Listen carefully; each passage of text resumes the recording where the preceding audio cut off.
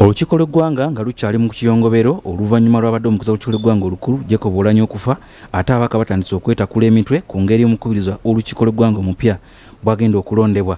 Okusinziira ku ssemateeka wa Uganda akuwaayira Kinaana mu 2 tewali kirina kukolebwa mu paalamenti singa entebe y'omukubiriza ebeera nkalu. Tewali birowoozo bisobola kubaganyizibwako, tewali tteeka lisobola kuyisibwa mu paalamenti okuggyako nga tulina sipiika omulala, era sipiika oyo yateekwa okubeera nga alondebwa ababaka bonna nga Ssaabalamuzi yakubiriza olutuula lwa paalamenti.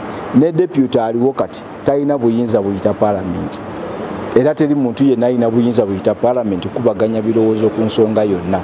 Ng'olunaku olutuufu olw'okukomyawo omulambo gw'abadde sipiika Jacob Oulanyah terunategereka, kyokka abeegwanyiza entebe ye mu lwatu batandise dda okwesowolayo. Paalamenti ne Uganda enoonya omubaka anasobola okuyimirira mu bigere n'ajjamu bulungi okusobola okutaasa eggwanga lino ne paalamenti ku mayengo amangi ge tulimu. N'ekyo byetaaga omuntu omugumu, byetaaga omuntu omukkakkamu, kyetaaga omuntu omuteesa.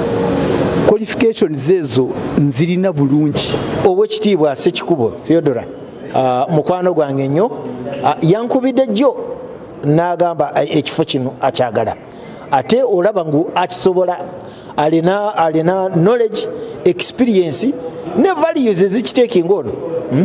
Persistence y'emyaka eyataamu 5 mu NRM nga bamucunye bwe bamucunyiza, toyinza kugamba ngu tasobola kubeera sipiika wa paalamenti. Omubaka w'Emiyaga Theodore Ssekikubo y'omu ku beesowoddeyo singa okulonda naddira Oulanyah Mbigere kunaba kutuuse nga bwaliwo. Ng'ekiseera ekituufu kituuse, mbakakasa tewajja kubaawo omuwaatwa, nja kubaawo okwenyigira mu bukulembeze bwa institution ya paalamenti. Ono si ye yekka, waliwo n'ag'omu nkubo nti amyuka omukuza w'olukiiko lw'eggwanga olukulu Anita Amongo, nampala wa gavumenti Thomas Tayebwa, ssaako ababaka abava mu mambuka ga Uganda olw'okuba nti Oulanyah gy'abadde ava ku kifo kino baagala kiweebwe minisita ow'emizannyo era omubaka wa Juli Hamson Obua. Theodore Ssekikubo bino abikakasizza n'ategeeza nti newankubadde nga si kya buntu, kyokka olw'okuba nti omukisa we guli yagwana okutwala ekifo kino.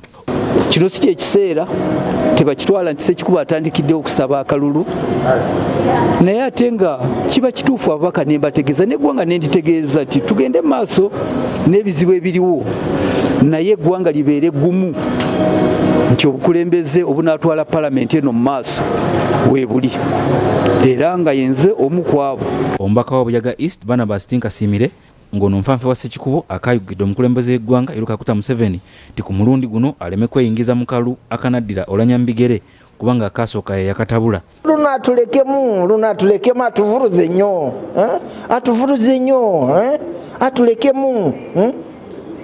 Oba okyayimirirako genda wansi, oba okyakola genda wansi, we agenda ye yerina okukola. No, ngaffe nga tumulese emyaka 37 n'atufuga, naffe atuleke. Wabula ababaka naddala bannamateeka bategeezezza nti newankubadde ng'etteeka lino ddambulukufu ku butabaawo kikolebwa singa ekifo kya sipiika kiba kikalu, kyokka si kya buntu okulonda omuntu anamuddira Mbigere nga tannaba kuziikibwa. Oyinza okukiraba ng'ekitali kya buntu, naye tewali kibagaana kulaga bwetaavu bwa kuddira Oulanyah mu bigere. Era njagala kusaba ne mukama waffe leader wa opposition ayiteeko kasi y'opposition mu bwangu ddala, be bagamba basaalirwa nti abakwatira opposition bendera ndi mwetefutefu. Oba weeyisizza nga musezi okutandika okubuguutana bwotyo, twabawulira abatandika okubuguutana nga munnaffe tebannaba namubika nga tannaba kufa, oyo ali ku byuma ne tuwulirayo ababuguutana, naye abo basezi actually mu lulimi lw'ewaabwe babayita bakyekezi. Oulanyah yafiiridde mu ggwanga lya Amerika gy'amaze akaseera ng'ajjanjabibwa oluvannyuma lw'okunafuwa nga yakalondebwa kuba sipiika mu Mei w'omwaka oguwedde.